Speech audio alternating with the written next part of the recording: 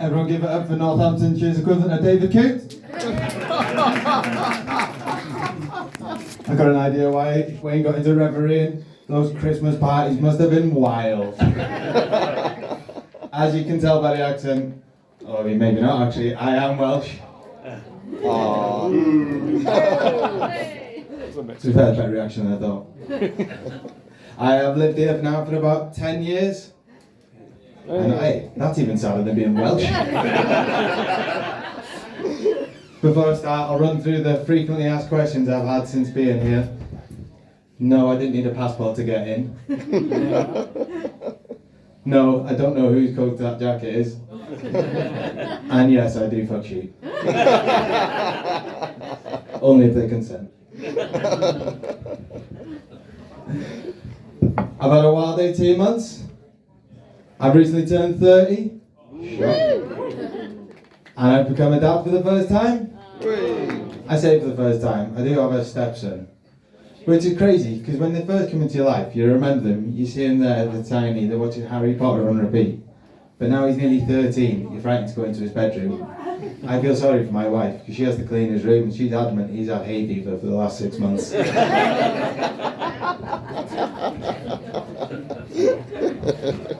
I mean, the hardest part about being a step-parent is helping him with his homework.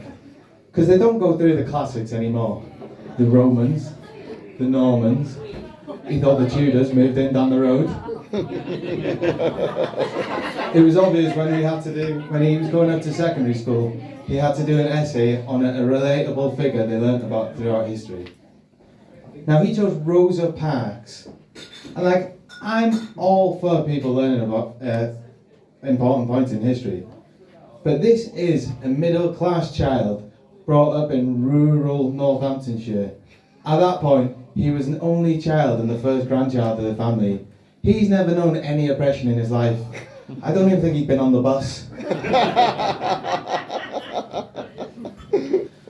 So yeah, having a first child with my wife was an eye-opener. Really does make you appreciate just how much I had to fucking go through. Honestly, it was like living with a powerlifter. You'd come home, you'd never know what sort of mood she'd be in. You'd have to have snacks on at all times. And everything she'd do would just be max effort. All you could hear from the house is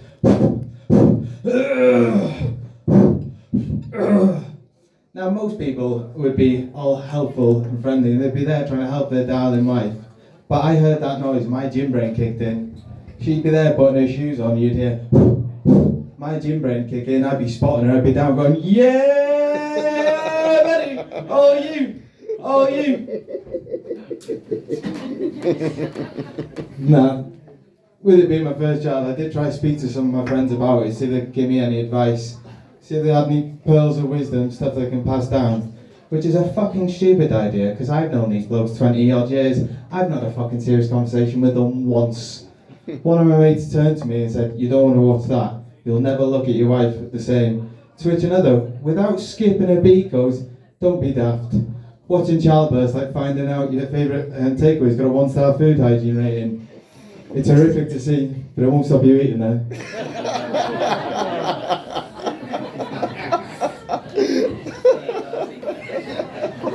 Millennials. To be fair, we decided on having a home birth. I say we decided. I was in the room for the conversation, but I didn't have the fucking deciding vote. But my wife convinced me it'd be like a nice, charm, relaxing environment.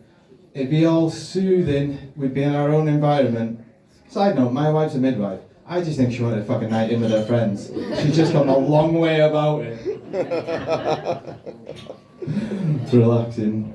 Turned up on the day, walked into the living room, tarpaulin on the floor, blinds closed, candles lit, and then all you can hear is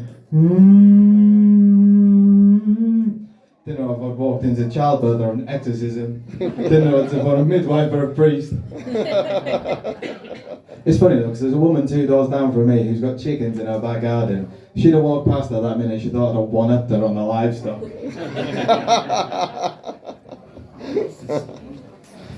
To be fair though, as a bloke, how many parents we got in here? We got any parents? Dads, at the point during labour, did anyone know what the fuck to do?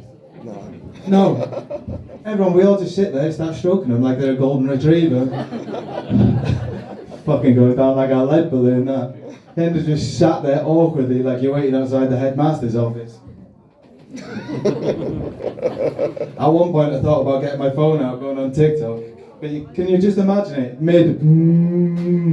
Just hearing me flick through videos and and you got a hack, spin on that thing. I don't think I'd have seen the birth. To be fair, we didn't find out the gender of our baby, which I do think is a magical moment. It's a nice surprise for you all on the day. It's a moment you could share, but it was the moment I realised I wasn't the funny one in my house. Because at the moment, when the midwife comes out and presents the baby over to my wife, she fucking stands up like Rafiki from The Lion King, presents it in a room full of her friends and shouts, "It's a boy! It's a boy! Look, he's got a little willy just like his dad." I mean, thanks for the pity laughs, I appreciate it. Thank you very much, everyone.